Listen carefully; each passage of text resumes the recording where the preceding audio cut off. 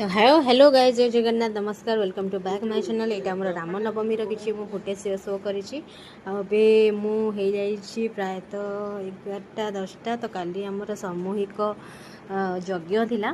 तो से यज्ञ आज आमर मु प्रिवियस यहाँ मोर ट्यूसडे या फिर मंडे मु करी तो सेतबले बहुत बिजी थी कारण रविवार दिन आमर ये हाट पड़े से दिन भी रामनवमी थिला। तो मुझे कैप्चर कर पारे सब व्यू तो ये आम नगर परिक्रमा कर ठाकुर। तो ये ठाकुर मूर्ति है ठाकुर नगर परिक्रमा कर तो आम लाइन रू ठाकुर गले तो मुझे भाविली मुझे टे पछरे टे जावा हो बोली कहीकि बाहरीचु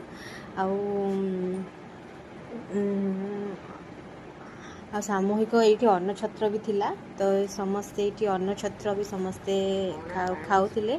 आज रास्तार भी समस्ते पणा पानी बेल पणा सब दौले। मंदिर रे भी बेल पणा सब दौले, दही पणा सब दौले, भोग राग सब होता। यज्ञ गोटे आमर से सामूहिक यज्ञ जी जहाँ जी आम भी घी देलु समस्ते से घी अर्पण करना सामूहिक यज्ञ है। आम से समस्ते आहुति भी देलु तापरे गोटे बेलू से अन्न छत्र दिगला से आज माने सबुठ बड़ कथा है माने आमर किसी प्लानिंग नाला राति बेला खाइबा। तो राति बेला खाइबा भी सीठी हेतिला। तो रामनवमी दिन जाक ही अन्न छत्र हेतिला सेठी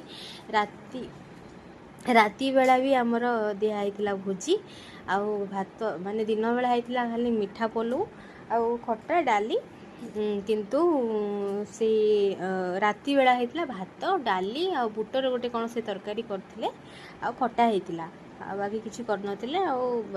दिन अपेक्षा राति कम लोक आसथिले किंतु दिन टिके